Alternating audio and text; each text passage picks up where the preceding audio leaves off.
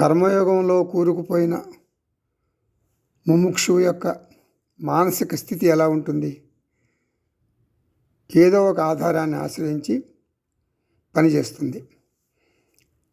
జగత్తు మీద ముందర ఆధారపడతాడు, లేకపోతే భగవంతుడి మీద ఆధారపడతాడు. ఆధారపడటం అనేది ఖాయం.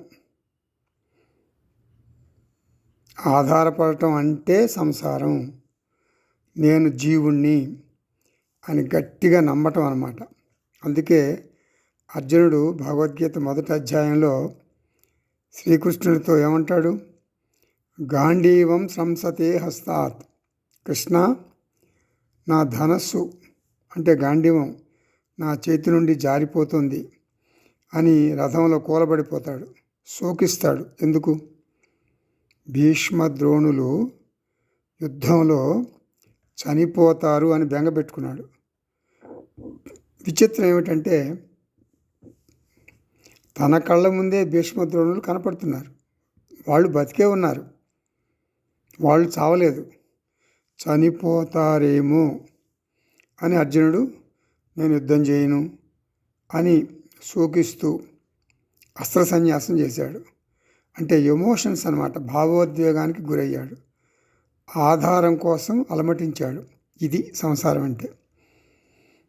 జగత్తు మీద, వస్తువుల మీద ఆధారపడితే నాస్తిక సంసారి అంటారు. భగవంతుడి మీద ఆధారపడి బతికితే ఆస్తిక సంసారి.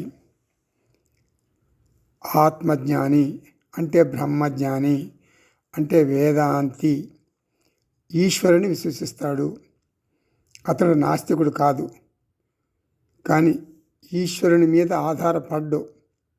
ఓ ఈశ్వర, నీవే నాకు వేదాలను ఇచ్చావు, కర్మకాండను వదిలి నేను జ్ఞానకాండకు వచ్చాను.